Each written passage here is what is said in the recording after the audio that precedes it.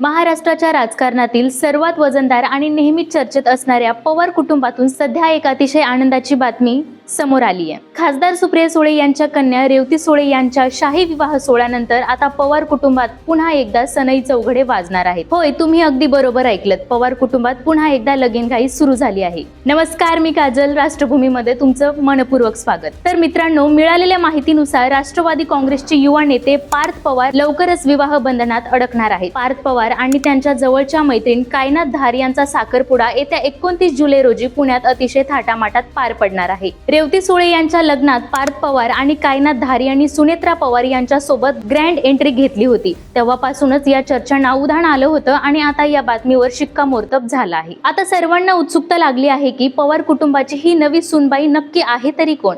तर कायनात धार या मूळच्या हरियाणाच्या असून सध्या दिल्लीत राहतात। त्या एक व्यावसायिक आणि कॉर्पोरेट क्षेत्रात कार्यरत आहेत।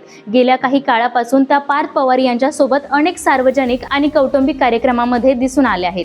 नुसतं सुखाच्या क्षणात नाही तर पवार कुटुंबाच्या कठीण काळातही त्या खंबीरपणे सोबत राहिल्या आहेत, ज्यामुळे त्यांच्या संपूर्ण कुटुंबाशी जिव्हाळ्याचे संबंध निर्माण झाले आहेत। या आनंदाच्या बातमीवर स्वतः खासदार सुप्रिया सुळे यांनी निष्किल टिप्पणी करत शिक्कामोर्तब केला आहे। त्या म्हणाल्या की आमच्या घरात सध्या लग्नाचा सीझन सुरू झाला आहे। आधी युगेंद्र, मग जय, त्यानंतर माझी लेक रेवती आणि आता पार्थ। पवारांच्या मुलांनी यंदा बँड वाजवायचाच असं ठरवून टाकले।